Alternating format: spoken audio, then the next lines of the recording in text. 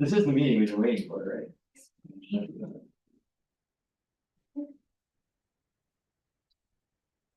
Sir, perfect time. Oh, yeah, in the chair, can you, what you look here? In the cushion chair. We are alive. Okay, welcome everybody to the October 24th Downtown Advisory Board meeting. We're gonna start with a call to order. Kirk Sun. Here. Alan Pollock. Here. Charles Weathers. Here. Rory McManus. Here. Brian Fechtel. Here. Tiana Chase. Here. Lori Miller. Here. Ernesto Toscovich. Not present. Okay, moving forward to agenda item number 3, the approval of our agenda. Move to approve our agenda. I'll second that. Any discussion? Okay, all those in favor of the approval of our agenda, say aye. Aye. Those not, nay. Motion carries. Moving forward to agenda item number 4, the approval of minutes from our September 26th meeting. Would you approve? A second. Any discussion? Okay, all those in favor of the approval of minutes from the September 26th meeting, say aye. Those not, nay. Motion carries. Moving forward to agenda item number 5, public comment. Is there anyone here from the public wishing to speak or address the board? Okay. Moving forward to agenda item number 6, action item A, election of board members for block 45 evaluation committee. Sure. So at our last meeting, we talked about the need to have 2 downtown advisory board members participate in block 45 evaluation process to select developers to move forward through the process for who we would choose to redevelop block 45. So what I would like for you to do today is to, if you're interested in participating on the evaluation committee. At the last meeting, we talked about my preferences is that you haven't been on the evaluation committee before and that you don't have any potential conflict of interest. So I will put it back to you, Josh. I did come prepared this time with papers. Some of you may remember the last time we did this, all of a sudden there was no way for anybody to write down who they wanted to vote for. So lesson learned, I got the papers today. So Wonderful. so as far as what your role would be, so basically, if you're interested in it, you would be on a committee, another downtown advisory board member and staff, and the proposals that come in, they're due November 4th. Those proposals that come in, you would be given a form that outlines what the criteria is and the scoring that you'd be doing, and you would be getting a copy of those proposals in confidence, scoring them, and then you would be coming to a meeting with the rest of the committee meeting members, and you would be looking at those developers who would be moving forward in the process for a second interview. What is the makeup, in addition to the 2 downtown advisory board members, of the evaluation committee? So typically we have had the director and of course Tori, who will be the project. Banford. Tori Banford, yeah, he's the one who will be the project manager for it. And we've had representatives from planning department and development services. Again, the second interview process has included 2 counselors, like for block 45, and then other members of different disciplines of the city. And then a question, Rory, I know you served on the block 50 evaluation committee. Can you speak to your experience on that? Yeah, it was a good experience. We're provided with, a handful of developers. Some of them had significant information in their packets. Others were just, throwing their hat in the ring sort of deal. We had, was it 1 meeting or we had 2? One. We had 1 meeting, we all got together. We sort of ranked the developers and which ones, seemed most fit to pull off the project. And Cherie then and the rest of the, I think it was the Performance? Yeah, it was Shelley, Kristen, me, you two, and I think we had Lisa, the administrator of the training department. Right, and just do realize that there is a bit of homework that goes into it and a bit of time that you need to spend. Okay, So keep that in mind if you are, putting your hat up to be a part of this committee. any other questions to Sharif about the evaluation committee and the process? Okay, Sharif, what would you like the process to be for us to? I would love those that, and we kind of talked about this at the last meeting, those that are probably kind of the only ones who don't have conflicts and haven't done it before. Yeah, I remember. Alan, Let the minutes reflect Alan remembers. Brian, yeah, okay, see, this is what's happening. Peer pressure. Feeling it? I'll be happy to do it. Thank you. Sure. Lori. Miller, and is anyone else? I myself am interested to participate.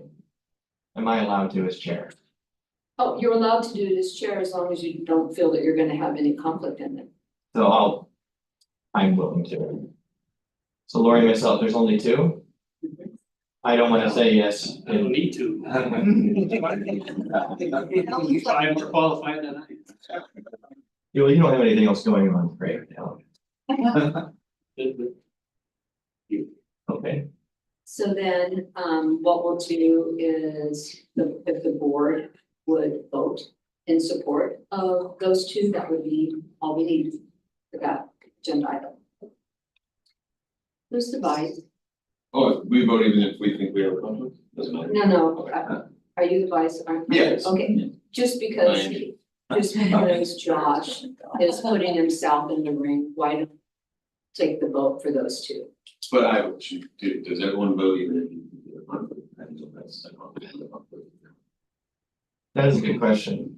If you do intend to submit something. Oh, okay, now, just let me think a second, so you're only voting for people that are not yourself, Sure. okay, so you don't have. Well, I'm me. Yeah, there you go. All right, well, if there's no other applicants or candidates. I'd really like Are to. you sure? Thanks a lot. No. You know, being that it's election season, really love to get like a speed. Yeah, so. I don't know what this is. Okay, so. Can we take a vote, all that are in favor of Of Lori Miller Lori, and Joshua Kay? being as on the the block Block 45. 45 evaluation committee members. Say aye. Aye. Aye. Anyone opposed, which none of the ayes and say nay. Okay, great. Motion passes. Great, thank you, Charles, thank you, Josh. And this is just a little foreshadowing of what we have to look forward to in the future when Charles becomes chair. No, that.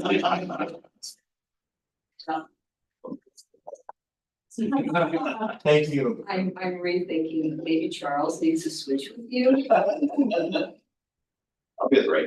watching some Charles. Lori, Go left. Lori, thank you for volunteering. My pleasure. Thank you. Very exciting. So Lori and I will stay tuned for correspondence, and then whatever happens from that first meeting is reported back to Dab before it goes upwards towards. So basically, I think what I came back with in between the final selection was just how many had submitted proposals and what the next step was. Got it. Because until somebody's selected, it's coming. Got it. Okay, Okay, happy to do that. wonderful. No papers necessary, but thanks for being prepared for that. Okay, moving forward, agenda item 6B, determination of board meeting dates for November and December. So unless we're all getting together on Thanksgiving. I vote yes. Okay, we run into this every year, and historically what the board has done is they don't have a board meeting in November. And because of the holiday season in December, they typically want to have the board meeting closer to the beginning of the month, so typically they've been like the second week of December, so you would have no November. And you would have a meeting, let's say, like on the twelfth of December, and sometimes you guys do Tuesdays instead of Thursdays historically, or the tenth of December. And that's just what the board has done. If you wanna do something else, you guys can talk about it and So the idea is that the 12th takes care, or the one takes care of November and Exactly. December, and that's the one meeting Yes. before the end of the year. yes, Do you anticipate a stacked agenda? in December. Sure. Um. That's a very good question. Yes. So. I'm not gonna be here after the end of the year, and so I'm gonna try to the best of my ability to bring. To you, or at least have ready, a budget discussion for the next year, even though it'll be very early. For you to have that discussion, just because I wanna make sure that I provide that continuity of what we've been talking about. So. Yet different than our December one, because that would be early for budget discussions, but I do want to do that in December.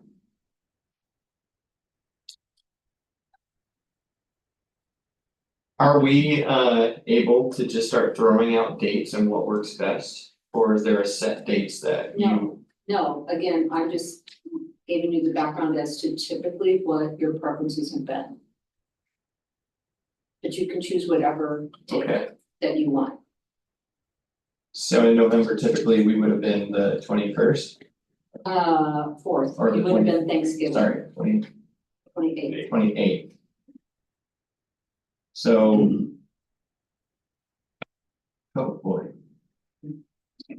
Like there's a lot of things going on in November. How do we feel about the week of the 11th of November versus the week of the 18th? For November? Yeah, Them, or you wanted to have two still, or are you? I'm sorry, Let's skip November. somebody's helping me out here. Reason 2025. So. Combine the 2 months is what. Yeah, November 14th is sometime in December. Oh, Yeah, I think he was being more than that too. Yeah, sorry. Do you want December 11th? Josh, is that what you're saying, or Wednesday? It doesn't matter what day. Is that what you were looking at? You're It available? sounds like we wanna do one meeting for the 2 months. Yes. I'm just throwing out December 18th, Wednesday. okay by me. 12 was so cute because 12 plus 12 is 24, it's just a really big monument. Well, 24, yeah. I mean. You could do the 12th without me. Oh, no, you guys. You believe Let her run the that? meeting. Yes, yes. That's my gift to all of you. The 18th, does the 18th not work for anybody? I got a 1 o'clock meeting, but You could be excused early. I could be a little late or excused early. You know. Works for everybody else, I think. Alright, the 18th at noon, now let's get a vote. What if we push it to 11:30? That works for everybody else. As long as Charles brings cupcakes or cookies. What, that's way too much sugar before lunch. You're right. Maybe that's what this team. I'm 18th? up for the challenge. 18th, 11:30. That's fine, Linda. I think what we'd want to do is, because that's a change, do it as early as possible. Note that. Because everybody. if you're expecting. All our viewers are Yes. followers. I can put the notice on the That'd be city good. calendar. Something. Yeah, that's easy to do, and then add the materials later when they're ready. Okay, would somebody like to make a motion for that? I'll move that we have our next meeting on Wednesday, December 18th at 11:30. Okay. Any further discussion? Point of order or question, do we need to clarify that we are not having a November meeting, or do we? Is that satisfactory? Okay, all those in favor of having the next downtown advisory board meeting occur December 18th at 11:30 a.m., say aye. Aye. Those not, nay. Motion carries. Thank you for your flexibility. Okay, agenda item number 7, moving forward, information reports. Paid parking implementation strategy, Rick Williams, parking consultant. So Hi, Rick. I'm gonna cue this up, Okay. very excited that we have Rick Williams from Rick Williams Consulting. And you know what your last name, I was. Milius. Milius, from Parachute, and Rick has been on point to address the regional analysis for implementation of paid parking. And Gwen has been on point to work with Rick on the communication outreach strategy. So I'm just gonna kick it off real quick with just a refresher on background in regard to downtown parking. District was created in 1976. That's what we call the, downtown parking district. And the goal of that was economic promotion and maintenance and operations of the 3 parking garages, Liberty, Marion, and Chemeketa Parkade. The revenue that we have in the parking district is generated from that are paid for by employees and the construction workers on street and the parking tax. Over the years, the parking tax has decreased as a result of large retailers going out of business. We also have the impacts of COVID, and you as a board have oversight over the parking fund budget. So you have been making recommendations to city council you did for 3 years in a row about the need to change the free on-street parking to a paid system. And so what we've been doing is we've been working with council members to share with them what this implementation strategy is, because they made a recommendation in February that we implement a paid parking system. And Rick is now ready, and I put it in your package, a financial analysis. And I think you also know that we have about 393 businesses within the parking district, of which 215 or more than 50% pay the minimum tax. So that was capped in 2013 at 2% for CPI Portland, whatever is lower. And so we haven't been able to increase the parking tax to keep up with the need. And we've had the zero budget and had to rely on subsidies from the general fund to pay for the security that everybody has been wanting in the parking garages based on increased vandalism, not just from homelessness, but from people doing the smash and grabs, which is not the homeless doing that. So anyway, I just wanted to remind you all as to kind of the history and the consequences of I know you know it because we talked about it in here with the budget as to why we have not been able to do power washing of the sidewalks. We had that whole moment of it's been 10 years since we've been power washing the sidewalks. It's 10 years since we've done the alley cleaning. We haven't had banners. We haven't had hanging flower baskets. We've had to put on hold, and even some of the projects that need to be doing on parking structures have been put on hold because we just have not had the funds to do it. It's been a very tough conversation that we've had to have every year.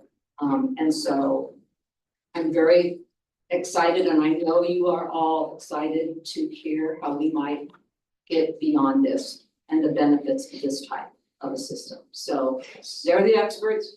I know. Is that good? That's Okay. Take it away, Rick. Thank you. It's nice to be here. My name is Rick Williams. I'm president of Rick Williams Consulting. To my right is my esteemed partner, Milius with Parachute.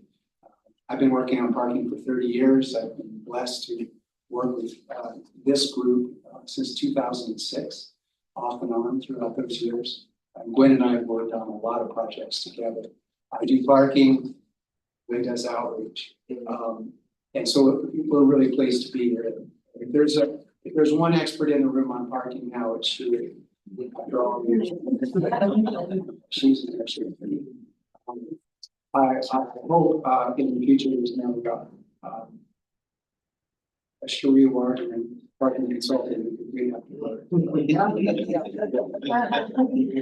So our agenda today with you is to talk a little bit about the project timeline, to let you know there's a lot of work going on in the background and going forward to get to where we want to go. I want to spend a little time working with you, at least showing you how the financial model is derived so that you're comfortable with it.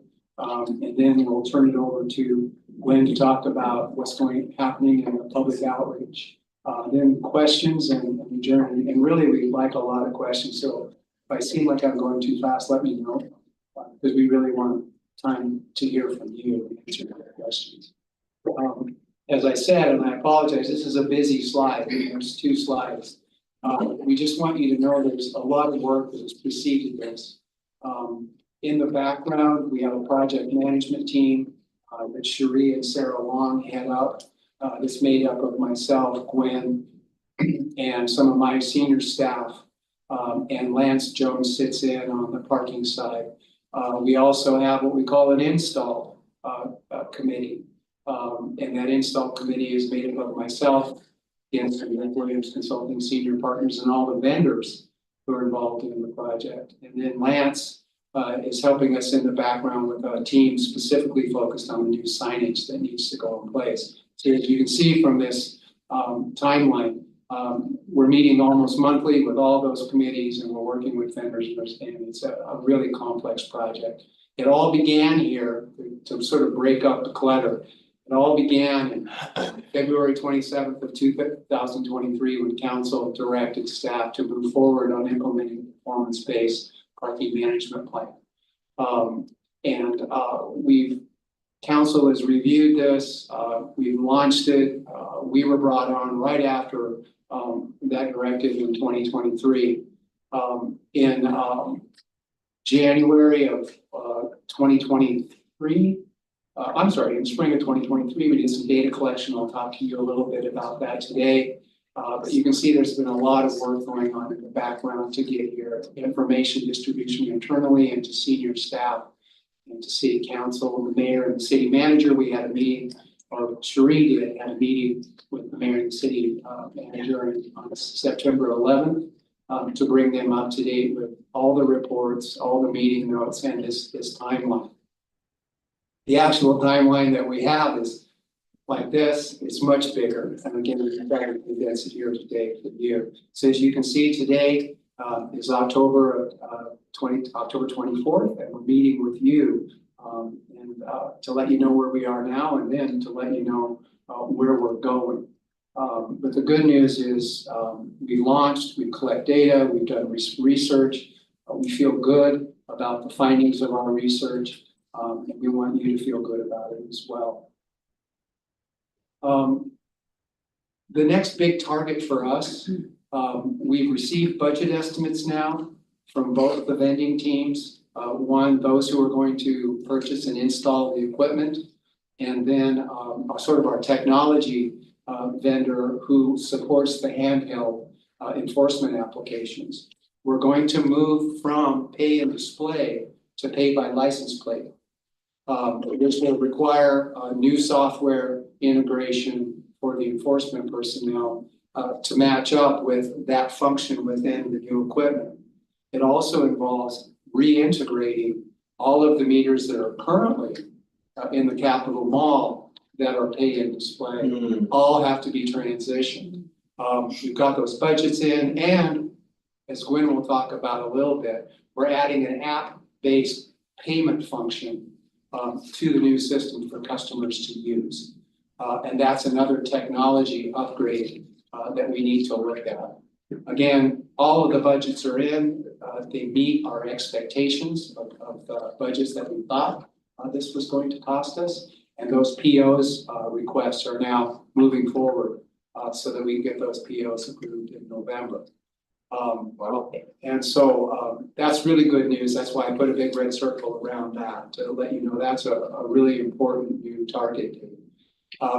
With the POs, when they are approved in April and May, actually into June and July, the meters will arrive and the vendor will start installing them. We've given ourselves a lot of lead time on this, so we may have to bag them or so that customers know that they don't need to use them at that time, but we want to spend a lot of time installing, troubleshooting, getting the signage up, testing the software, and make sure that when they do go live, that we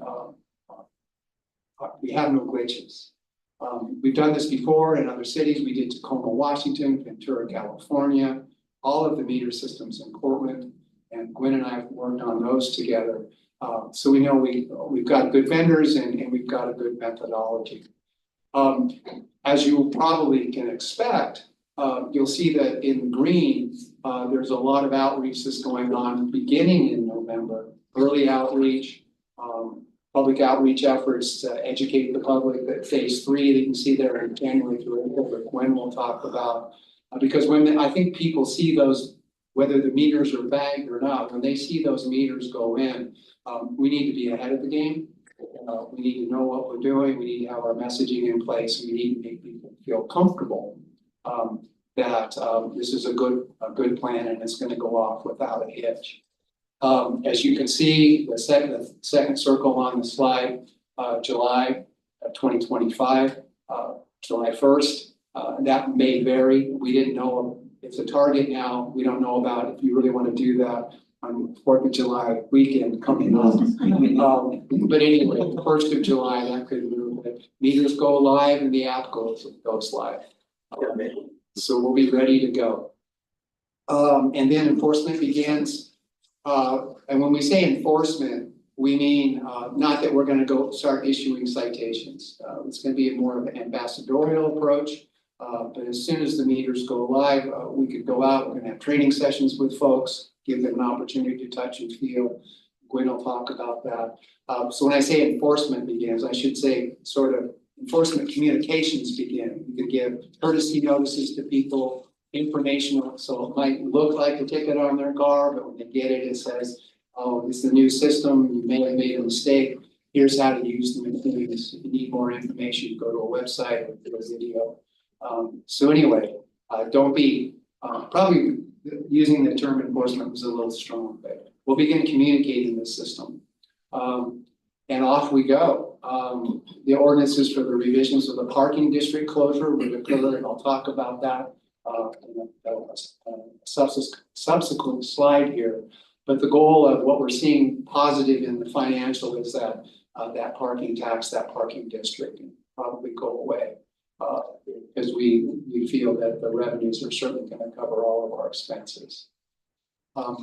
So again, sorry for how cluttered that was and how much is going on, but hopefully you feel comfortable that this is not just something that we get to every few months. We're working on this daily and we have a very good plan and program in place and a great team or teams, I should say, working on all the elements of this. Quick question. Yes, please. Is the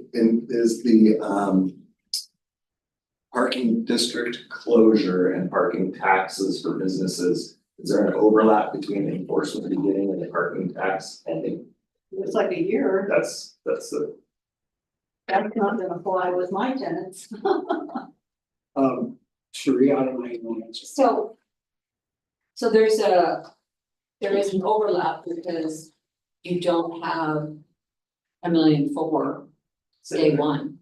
So there will be an overlap of holding on to the parking tax while we get stabilized on the on-street pay system. So the goal is to hold the parking tax and overlap it with on-street for 18 months. I think that was the assumption with the intent of the district's closing. There's a process to go through legally to close the district. So there would be that overlap for sure, because we wouldn't have any way to maintain the parking garages or pay for security or anything else if we just said, as soon as you see the meter, we have everything we need. Yeah, There's no way. the model is set up on a fully annualized year. And so when we're starting up in July, it would take at least 12 months, and we kind of went to 18 months to get to that 1.4 that we're talking about. Cherie's right, when the January 1 go live date, we still have 0 revenue. So that's how the model is tracked. Is there outreach specific to that? Yeah. Well, I think we've heard you, I think we need I out. just made a note about that. Yeah, absolutely, yes. The education Yeah. piece of it, It makes sense, but all the education Sorry. materials and frequently asked question document, they will all say that. Everything, you're seeing it, 18 months, there is an overlap. Yeah. We absolutely have to be, I mean, we've talked about this, transparent with that because, and we're gonna run the risk, we've talked about this too. If I'm a business and I see that station go up, I'm not paying my tax. Right. That's not gonna be good. I can appreciate that those of you that have tenants that don't wanna pay the tax. And again, as I shared with you, 393 businesses, more than 50% of them pay $469 a year. They pay the minimum tax. If they don't pay it, if that's the messaging, because we're not all in agreement that we want time to get stable, it's gonna be very difficult to maintain the minimal that we're maintaining now. So that's the other piece of this conversation.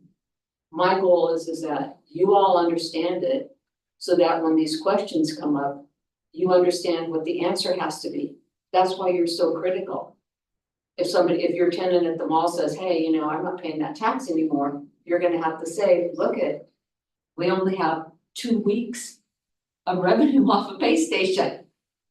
And we have $1 million in costs, there will be an overlap, but the commitment is we're closing the district.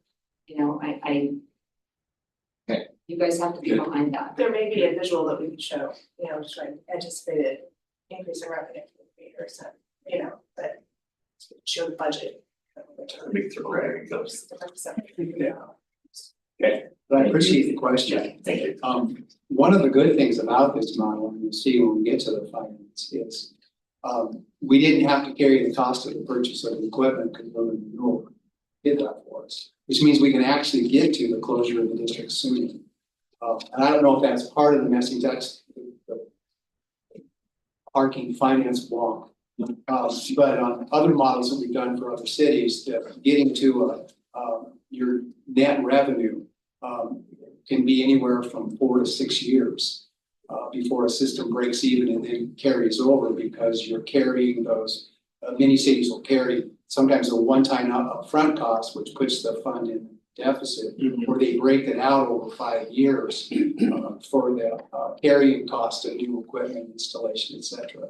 So this model actually it's positive for this room. I'm not sure it applies for paying the tax, but a positive in this room is that this model actually accelerates the path to net revenue faster than most models that we've done for other cities, because we're not having to carry that upfront cost, which is north of $1 million.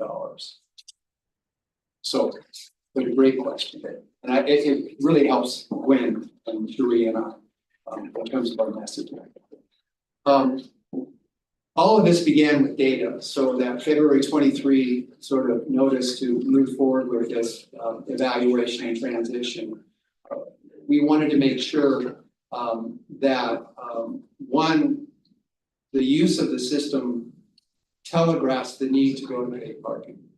You don't put paid parking in cities where you're gonna lose money just to make, you know, just to have paid parking. A lot of people in the industry, particularly the transportation industry, says, oh, you have on-street parking, you should charge for it. No, you need demand to do that. On the left is a graphic of the study zone, what we call the Downtown Parker District, or the DPD.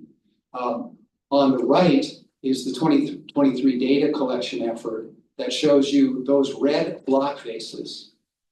So when you show red, it means that those block faces are consistently parked at over 85% during the day. The orange, which is harder to see, means that you're right about at 85%, which is considered an efficient system, but still not a lot of wiggle room of customers trying to conveniently, quickly find a space to park. And then you do have some block faces that are green, which means that you have some empty stalls available. When you get into this cluster here, the majority of the DPD block faces are constrained. As a consultant who's worked with you for a long time, and these findings are consistent with all of the findings we've had since 2009, all the parking studies that we've done for you. We suspended doing parking studies during those, let's say, the 3 years of the pandemic, because we knew what we were going to find. So reigniting the data collection in 2023 was heartening, because Salem is kind of back to where it was pre-pandemic. When I drove in today, again, your streets are really packed. So that's a good system. It looks like you've recovered. I can't prove it, just visually and data wise. We work with a lot of cities, but it seems like you guys have recovered faster than a lot of the cities that we're working with. So again, we felt comfortable in saying, yeah, let's do the analysis, because if you just take the standard 85% rule that is the industry standard for, you should be really thinking about moving your system to a more aggressive system of management and considering paid parking, because you have not significant, you have consistent constraints within your downtown retail core. And again, I just wanted to say that this is, as a consultant, I think we've made the recommendation to this group, I think 4 times in the past, that you should at least consider moving to paid parking. The data, again, is consistent and complicated. So based on that, we did a financial analysis that I'm going to show you. Sorry, Dan, I have a quick question. Do you guys have data on utilization of the free parking garages and? Yes. Okay. And hold that thought, because I'm gonna talk a little about that, because we factored that into our model. Okay, yeah, that's what I was. Which I really appreciate the question. So we got council direction to implement a paid parking system that required a financial analysis and an expense revenue forecast. Just to make sure that we're not metering something and lose money. We don't want to do that. So again, a busy slide, but I want you to focus on the right-hand side first, because back to your question, Matt, what did we model for? We used the parking data from 2023. It's great that you can use occupancy data and translate a parked car in a specific hour to a potential revenue hour. And so that was great. So we, because we take license plates when we collect our data, we can assign value to each one of those vehicles. And we assign those values over 4 different rate scenarios. That's why you see the busyness here. And green is what I put was, you currently charge $1.50 an hour in the Capitol Mall. And so we ran the model at $1.50, simply based on consistency across what is now currently a parking meter district. And then we modeled at other levels, just in case, for instance, the $1.50 was failing or something. Then you would have to have a discussion of whether you want to charge more or delay this decision. As I said, no debt service to cover.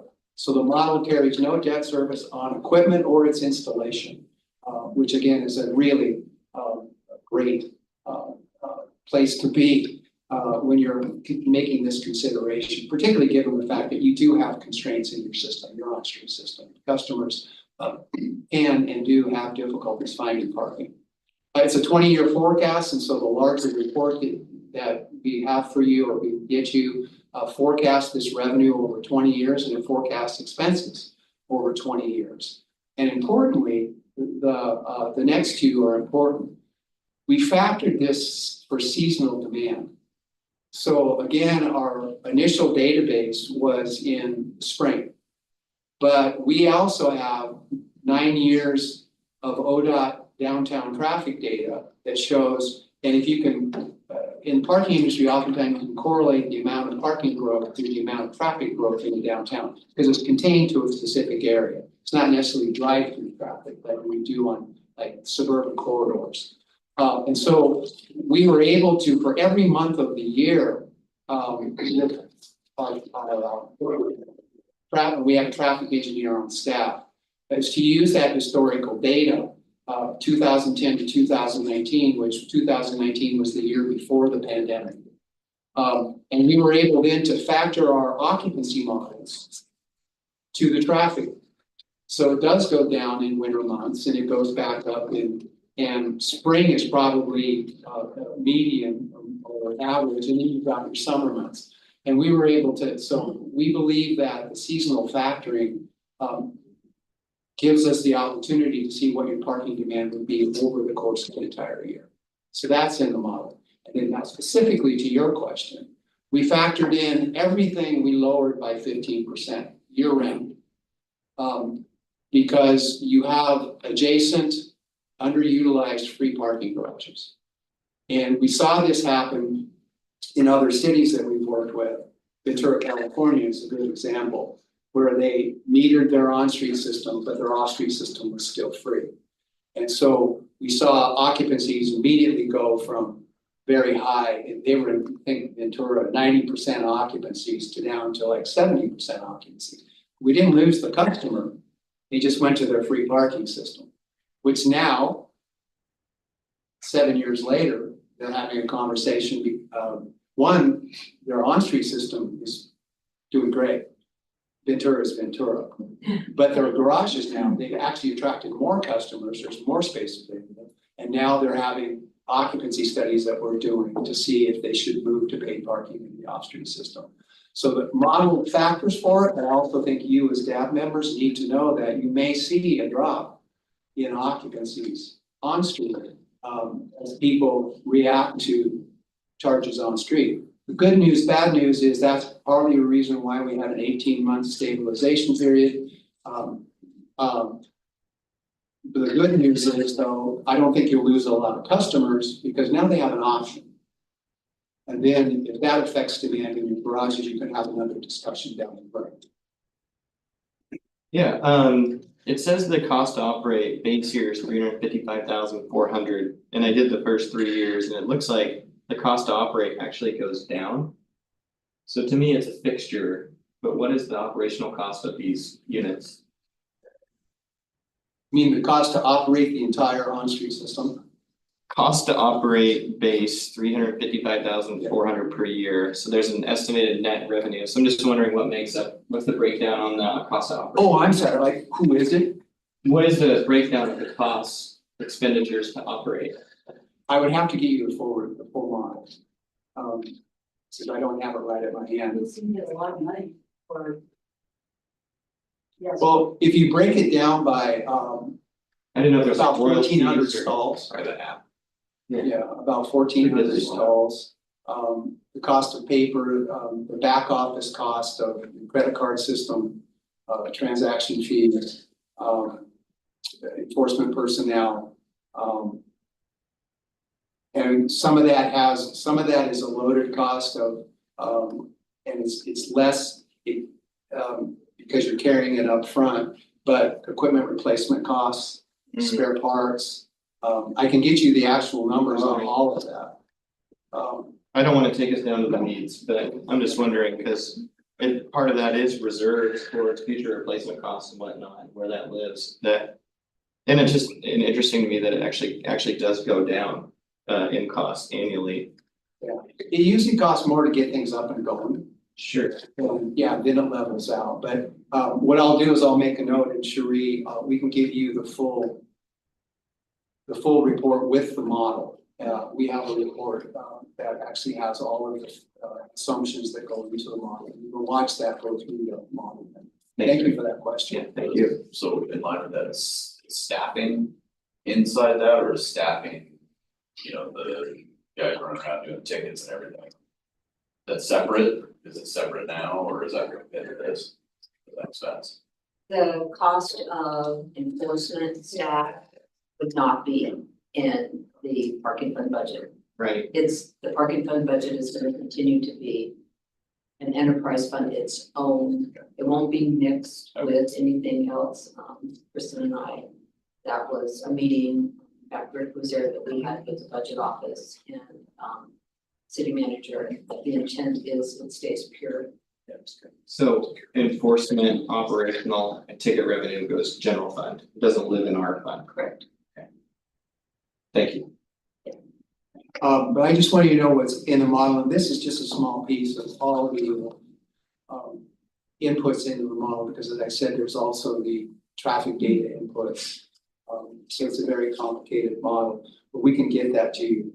But focusing on the green line in the table to the left, you can see that the estimated gross new revenue is $2 million a year at $1.50 an hour. You subtract out operating costs and subtract out the parking tax. And at the end of the day, it comes to rounded up about $1.4 million a year annually. Through the first 5 years. So that's years 1 through 5. And again, you gotta consider that ramp up period, so this annualizes that out. At year 6 through 20, that's when you start seeing costs coming down, the system normalizes itself. We may see even more use of the system because we probably recapture some of that leakage that we lost into the garages. And it generates about 1.6 million in net revenue after all expenses. Okay, I just wanna say it's conservative. I mean, sometimes people try to. look at this and say, is this aggressive or is this conservative?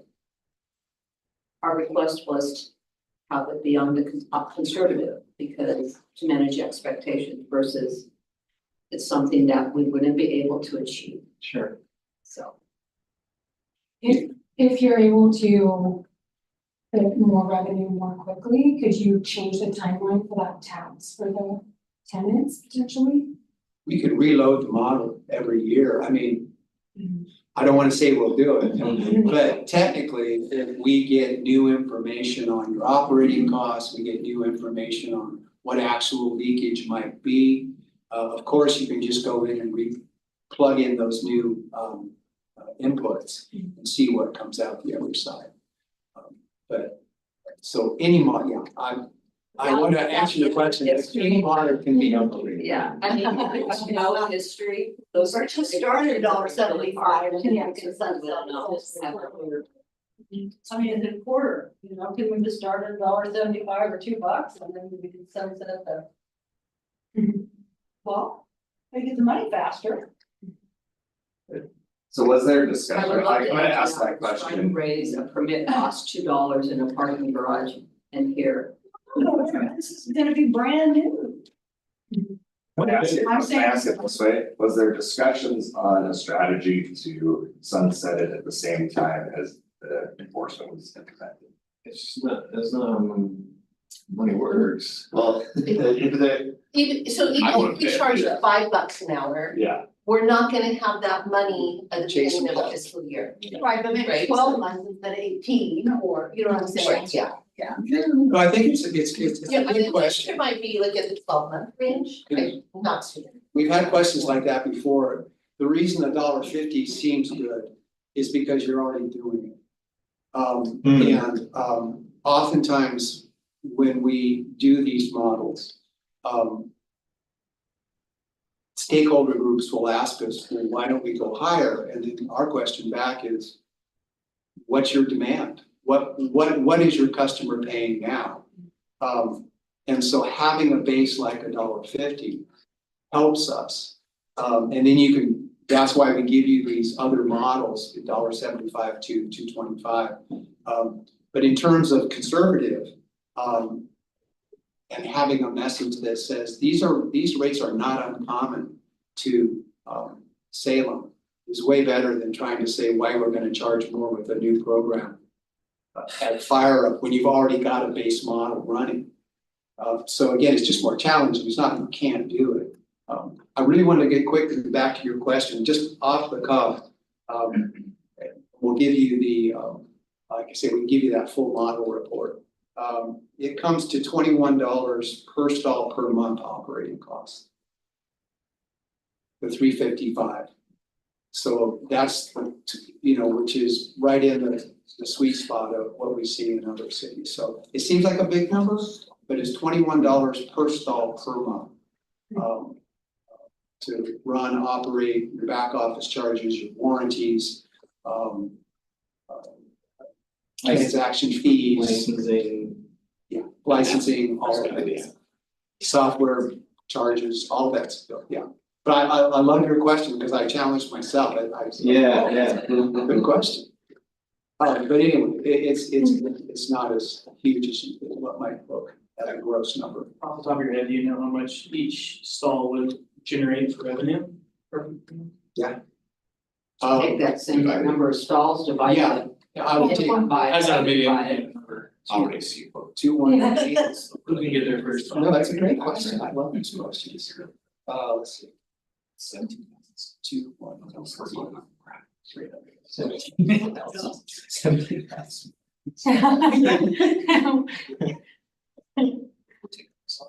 Each stall will generate $126 per month gross. Could be higher, because I use 1,400 stalls, which I think is more than it's actually in the district. I want to again be conservative. Yes. So anyway, now you have a net revenue of $1.4 million, and please don't stop the questions. So how the funds are used. There are permanent priorities that are in the fund now. Administrative overhead, regular maintenance and operation of the system, regular maintenance and operation of the structures that's currently in your fund, but not well funded. And then what I think is important for you, the maintenance of the downtown parking district. So things like trash removal, sidewalk cleaning, streetscape maintenance, wayfinding maintenance, and street furniture maintenance would become a part of the permanent priorities of the revenues in this fund, plus the security services. So that's a big cover that's not in there now. Quick question. Yeah. I know we have some deferred capital improvement projects. Sheree, is that being, and it's even prioritized, I think? Is So that? he's gonna get to that. So basically, number 4, what we did is we tried to say right now, these are the things that we've heard people want. So when we do a survey or when people talk and they say we want more security, we want the sidewalks clean. That isn't something that if we had extra cash flow, we would prioritize. We're saying it goes right up front into what we want the money. The capital is a routine and he'll get to that. It's not quite there. And then reserves and residuals. So the model shows surplus revenue, so $1.4 million first is directed to the permanent priorities. And then any residual, any surplus after that would go into 2 categories. First, these are in priority orders. First, it would go into a capital improvement projects reserve. And maybe that answers part of the question that you just asked. And then beyond that, there are residuals that would be contracted services that the city/DAP could consider on a yearly basis. Things that could be requests for hanging flower baskets, banner installation, downtown promotions, or any other specified parking/transportation related improvement that might be requested by the community or by a group like this. Did you want to talk a little bit about DAP's role? Well, I'm thinking we're gonna put a holder on there because Okay. we're Yeah, at one and we'll Glenn get hasn't had a Michael. chance. So in summary, and these were great questions, so hopefully it didn't boil into the overtime that I did on the 20 minutes. So the summary of the financial system is the DPD continues to be constrained. That's been consistent. Just take out the COVID years and you're very consistent on your parking demand in the downtown. The model anticipates an annual surplus of $1.4 million. The new meter and the app will go live on July 1. That includes full integration with the Capitol Mall, which is very important. And then the goal is to sunset the existing downtown parking district in fiscal year 2026. And with that, we'll turn it over to Gwen. All right, You wanna do that? Or do you, here, Yeah, let's try it. let's get it. Sure, let's walk students. Yeah, that's fine, comes with you. yeah, exactly. All right, thank you everyone for having us today and for the opportunity to present to you. So again, my name is Gwen Elias, I'm the owner of Coaching Strategies. We're a contractor to Rick Williams, but we're also directly with City of Salem. So I wanted to give you a quick overview of what the objectives are for the communication strategy that we put together. First, an important step that we're going to take is to gather input and collect questions from downtown stakeholders, people like you, property owners, businesses, visitors, customers, employees, and residents. We're going to do broad outreach. We're going to be especially talking to groups like you in person, but also doing a survey, and so we'll talk about that a little bit later. We'll next be sharing tailored information on the new system, and information will be tailored for the audiences.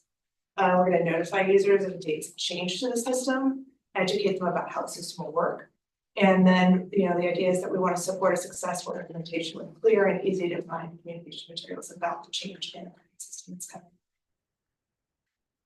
So it's a 4-phase approach to communications. And the first phase was actually started by the City of Salem. They installed a pay station at the Chemeketa Arcade. And they've been gathering feedback from a customer use survey around that station, so that there's already a model in place for people to use. The second phase is the one that we're in right now and the one that we are enacting here on the strip today. And that's to inform audiences of the project rollout. So there's been meeting city manager's office, city councilors, and to you. And then we were also going to be putting out a survey in this phase, and we're hoping that you guys will help spread the word and get your tenants and neighbors and partners in your work here in downtown Salem to fill out that survey. We're going to be we've got this project history, including the timeline of how we got to where we are today. We have messaging on the changes to the on-street system, changes to the downtown parking tax, and then the anticipated revenue and implementation schedule for the new system. So that's all in this phase. When we start into 2025, we'll be rolling into talking about the system itself, and the audience is going to get broader, where we're going to be talking about this change is coming to the system, the rollout schedule, and the anticipated benefits. Let's see, you can have a more public broadcast of those messages. In-person efforts will be going out to neighborhood chairs. Salem Main Street Association will happen in the early part of next year. Then in phase 3, there'll be a mass media, what I call an asynchronous outreach. So it would be not in person, basically to downtown residents, Center 50 Plus. You see the list here: Willamette University, Marion County, businesses and stakeholders downtown, the chamber, you guys, city manager's office, state of Oregon, Salem Hospital, and basically any survey respondent who got to us in this space that we're in now, saying I'd like some additional information. Outreach methods for phase 3 include the kinds of presentations we're doing today: direct mail, press release, some media outreach. There'll be an FAQ on the city's website, and one that will probably also be published on paper. City of Salem's social channels will be lit up with information on this. Various email marketing that the city has stood up, city's newsletter, customer service center, and a weekly outreach through the mayor's office. Okay, and then moving from phase 3, we'll go to phase 4, and that's when it's getting close to time when the meters are going to be live. And in this phase will be there'll be new pay stations going in on the streets. People start to see them. Pay by plate system will come online, and there will be this conversion from pay and display to pay by plate happening in 9 days. And the audiences are basically mirroring what we said we were doing in phase 3. So it's similar methods of outreach. We have some ideas about how we might let people know and support them in their use of this new system. We'd like to make wallet-sized cards that people can put their license plate number on. I know, for instance, my husband could never remember the license plate on our car, and it brought you back to the car, and we use a payment plate system. So having something in your wallet, oh yeah, just plug it into the system at the pay station. how-to videos on how to use both the app that you'll be getting, you'll have a mobile app, and how to use the pay station. So you have an option of paying on your phone or paying at the station. We were talking about putting together a little point of sale kit that downtown businesses could have. It could be like a window play, like, hey, you can play, here's the new app. Download it here, maybe another QR for the FAQ on it. Some rack cards if they're the kind of business that has, brochures out. We can also do things like make chipboard coasters or other like swag to hand out to people to promote the new app. We're hoping to put together a little ambassador kit for enforcement, and this is something like, friendly handouts that they can give out to people as folks are encountering the new system to talk them through how to use it. The working title of the app is Beep Beep Salem, and so that parking app will be launched in this phase 4. And then those promotional items for the app will be included. You should consider going to like coffee places and giving me a little sleeves. Yeah, sleeve, serious chipboard coasters, like all of that kind of stuff. You can really. And I think. So. Questions? You have like, I know we're open. Probably more to you. Or you want to do it? Okay, and we're going over time already. Yeah. No, you don't find that very questions. I just wanted to make sure that you got to hear this whole presentation. It went a little bit longer with Rick's, and I wanted you to hear all the ones. Circle back to the questions now. Go for it. Yeah, all the questions. So, it's maybe not something you can answer, but the tax revenue, you gave me that number, 365,000. From the taxes, but that's. Is there the ability to do some sort of pay them back to offset that cost, so there's not the overlap in the future for that 1 year? It's like a kicker. If we make it in time, we'll get it back. It's a kicker idea where it's, comes out of that 1.3, 18 months in the future, 24 months in the future, it gets paid back to. That's how you said it paid. I think that that's something to note. The challenge just immediately that comes to my mind is that a lot don't pay. A lot have never paid. A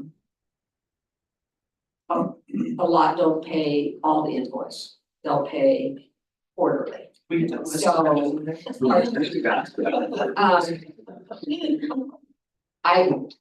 I asked for that.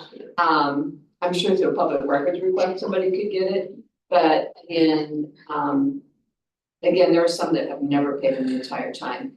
It was hard for me to see that because I'm gonna say it does impact me. I don't go there. I don't go there because I see that they have not contributed, and we know the consequences to not contributing. And so each year, I think it's like 20,000 plus that we charge off because people don't pay.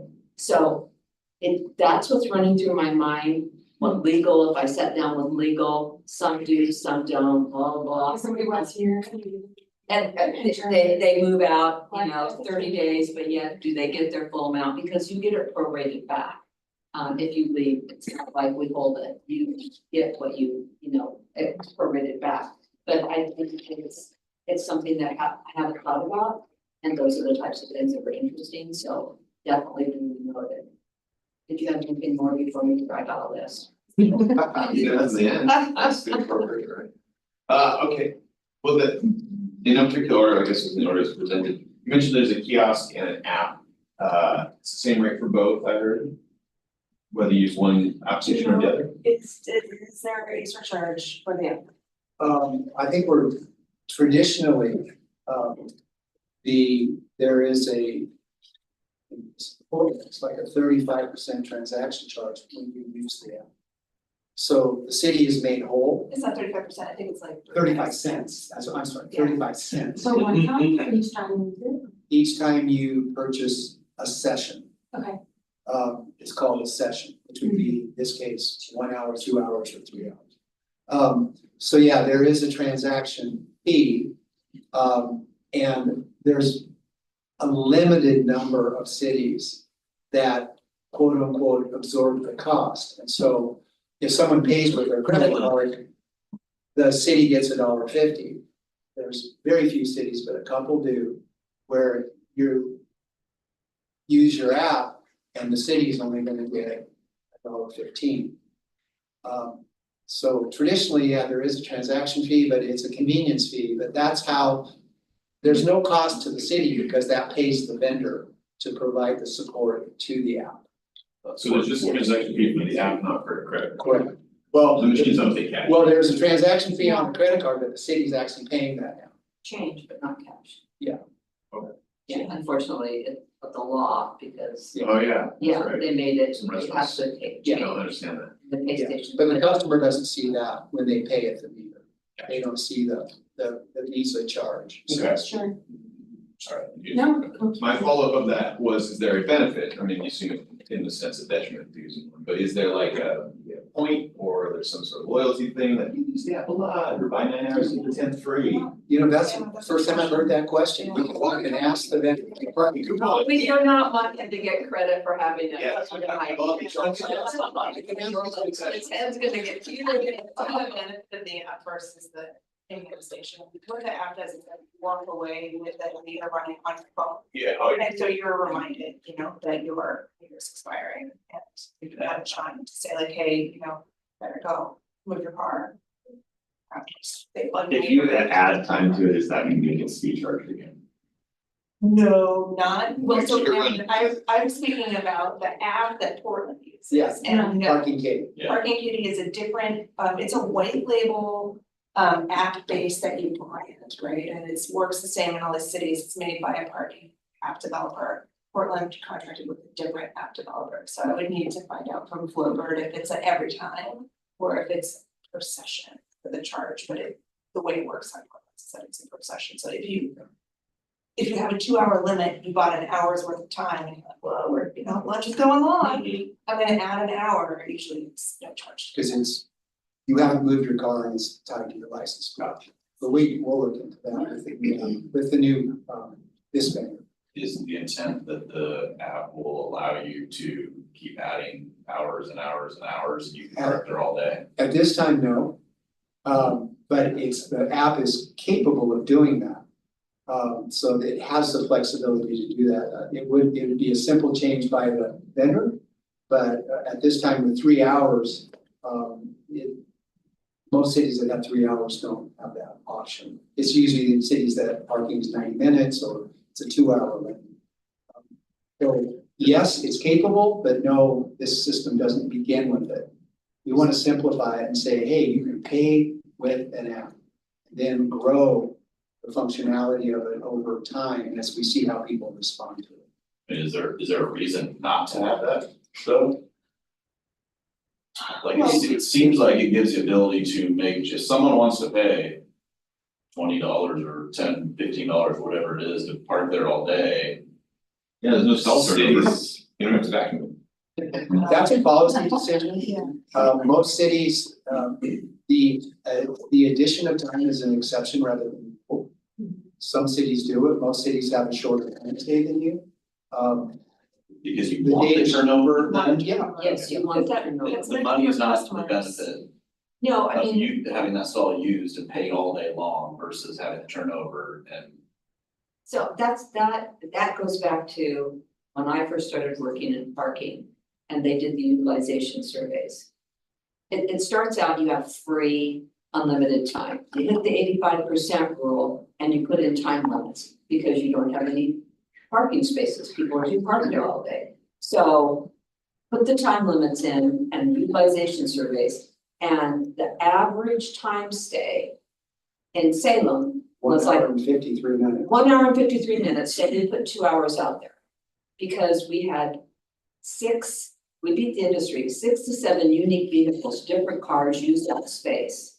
Within those, that's a time limit they use. The 3 hours, I can't say why we have 3 hours because Maybe I could now that I'm leaving. What else do you want to do? And again, as you probably remember, we had 2 hours. And then we wanted to do paid on street parking initiative petition. And that initiative petition was no time limits in addition to a cap on the tax and stuff.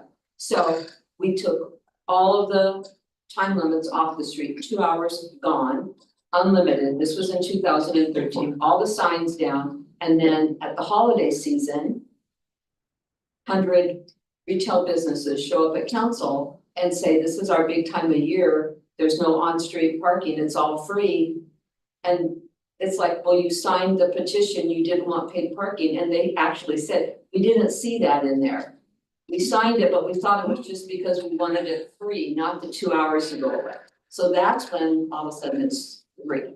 Well, one But last two's always been best. Yeah. One last thing I'll say too, Yeah. as I ran it through my list of cities that we work with the 3 hour time stay with an app. If someone needs more time, we need to educate them that the off-street system is there for them, for the long-term visitor.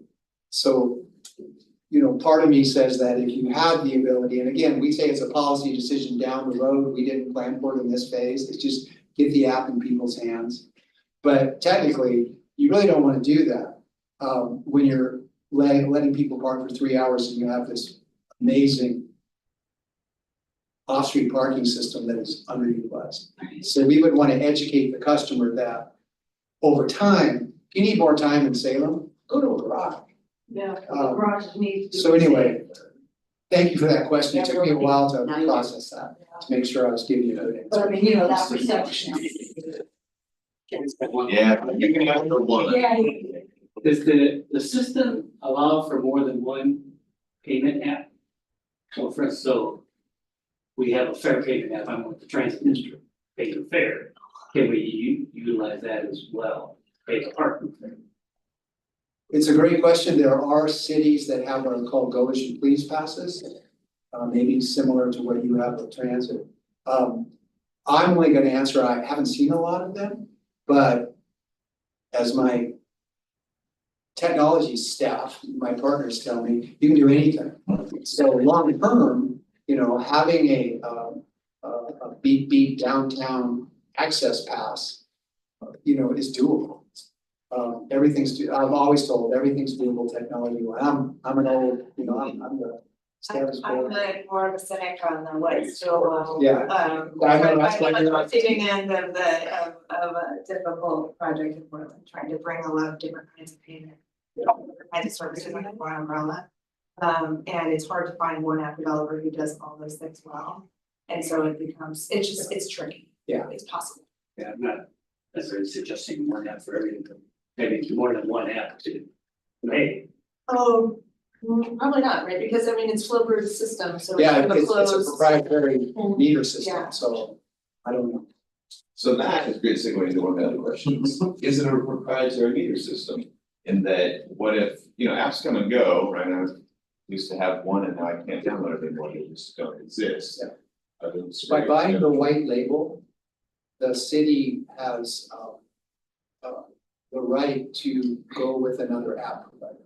And the hardware can. Well, Hmm. they would work to try to integrate it.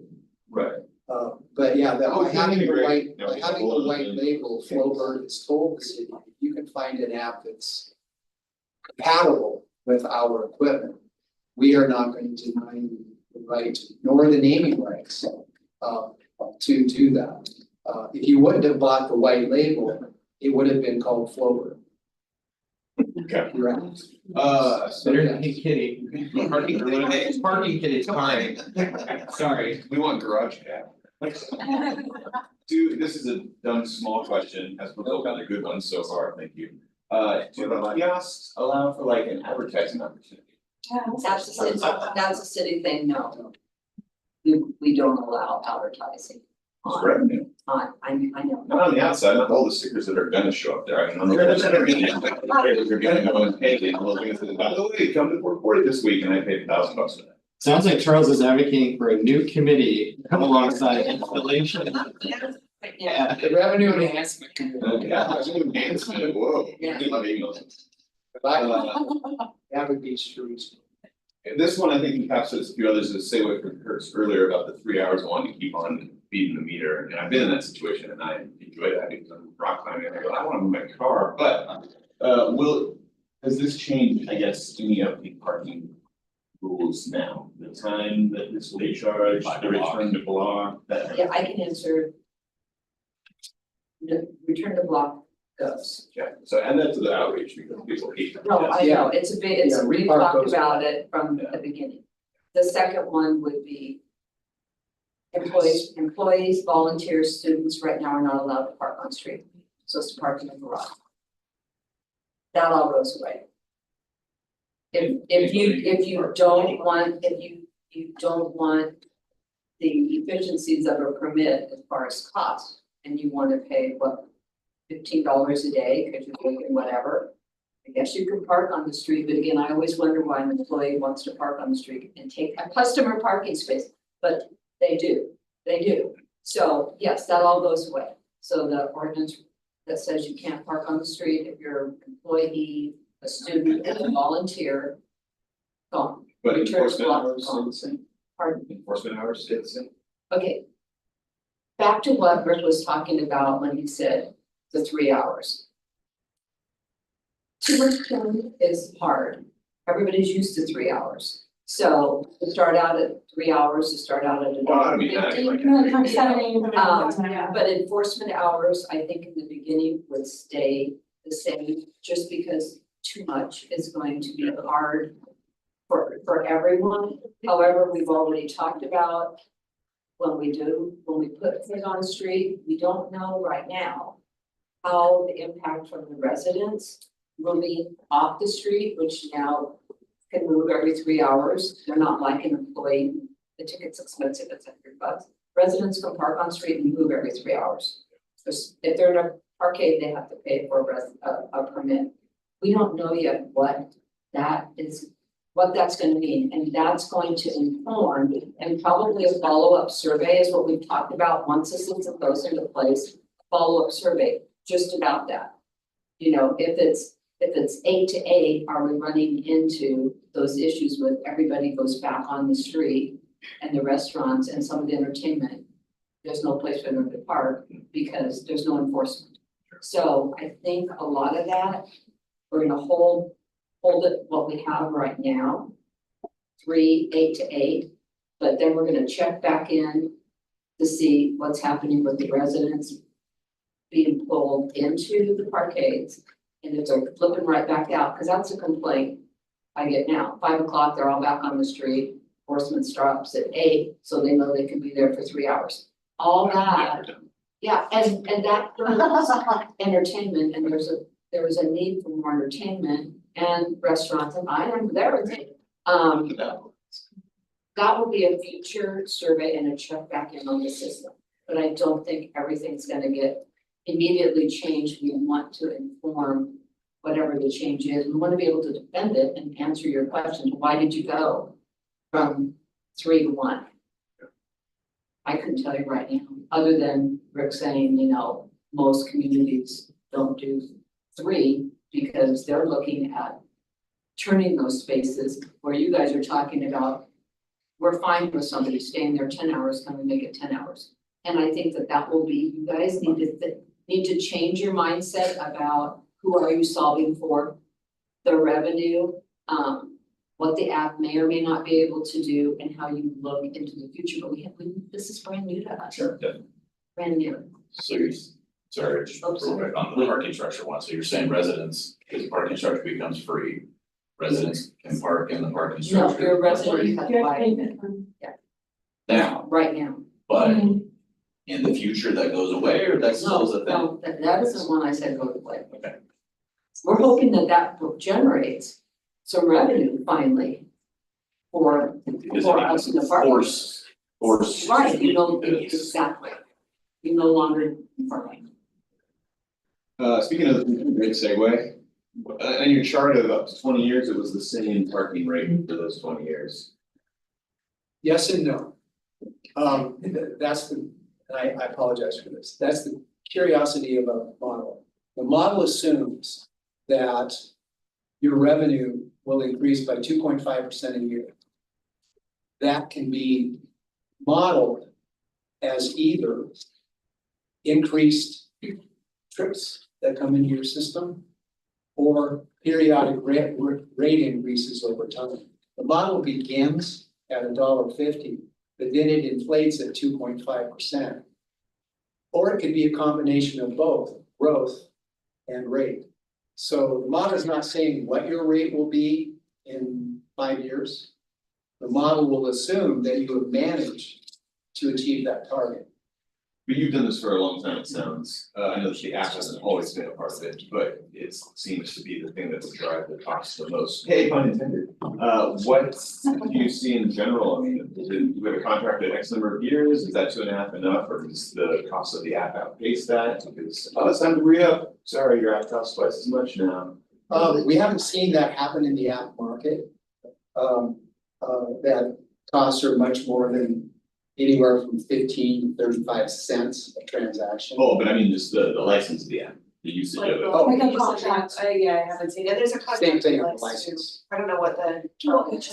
You know, we have proprietary security software, and basically I have to pay an extortion fee every 5 years. And that also goes with my fire alarm, you know, protection system, so I think this proprietary Well, I think it's something you. question is a valid question. Yeah, I think it's something we need to track, but it needs, it was one of the earlier questions today about can the model be adjusted over time? I think every year you need to adjust the model. We have not seen that type of growth in licensing fees for parking equipment. I was on the project that installed the downtown parking meters in Portland, the first meters pay stations ever placed in the United States.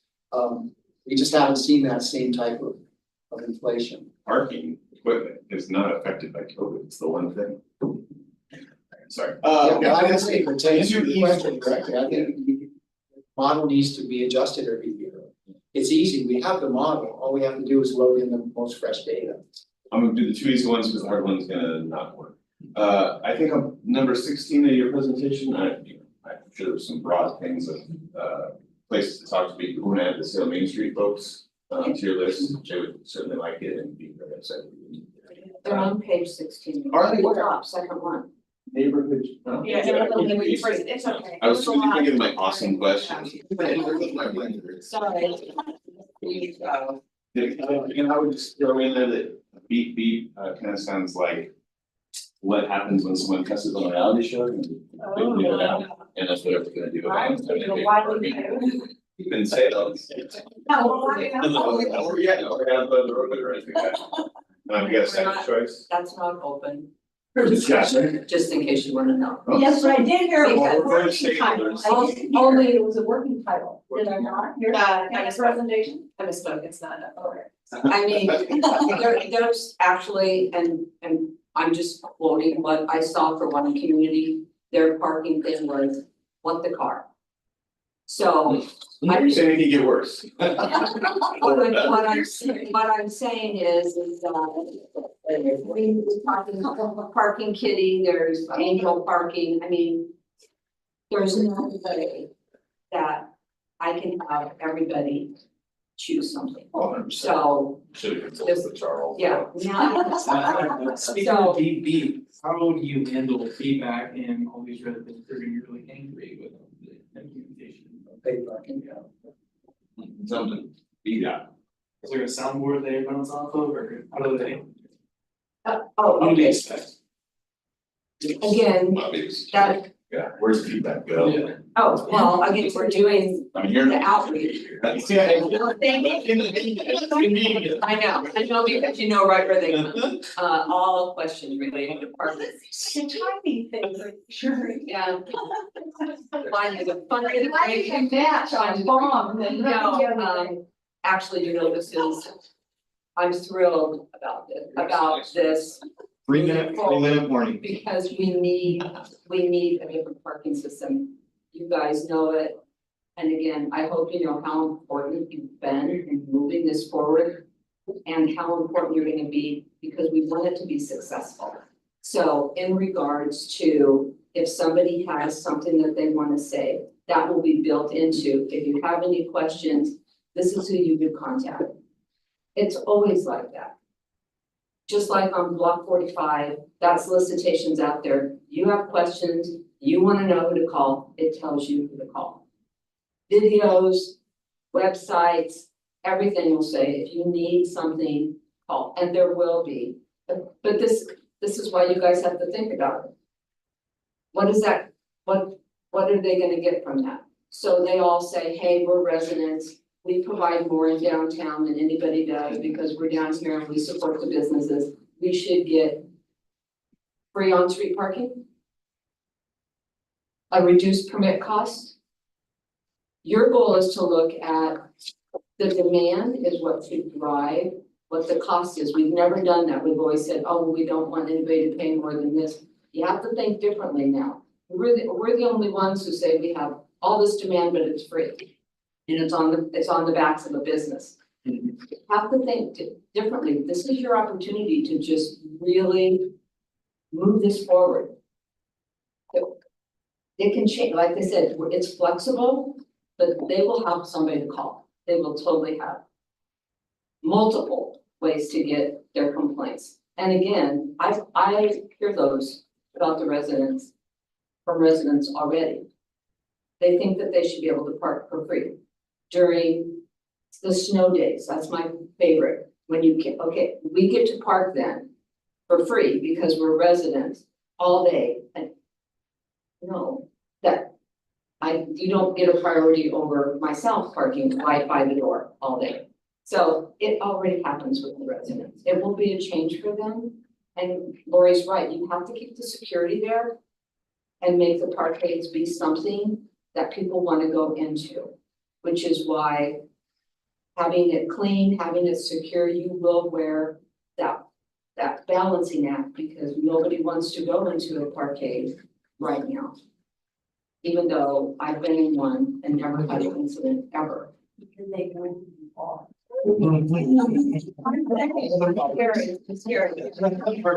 Yeah, and I have more than one type of car that I drive, but you guys are on the cutting edge, it doesn't get better than this. So much opportunity to finally do this big thing, so do it. Will I come back and just keep track of a couple of you? When the meters go on the street, I will be there. And we're hoping enforcement guys have t-shirts and make it fun, we want it to be successful, but we need your help. With all that said, Sorry. Rick, Nurturing Strategies, your name again, sorry. When, Thank you both very much for coming down. Thank you. I'm surprised we covered this much ground in 45 minutes because this is a very loaded subject and topic. But we are over our time. I want to respect everybody's time and We will adjourn.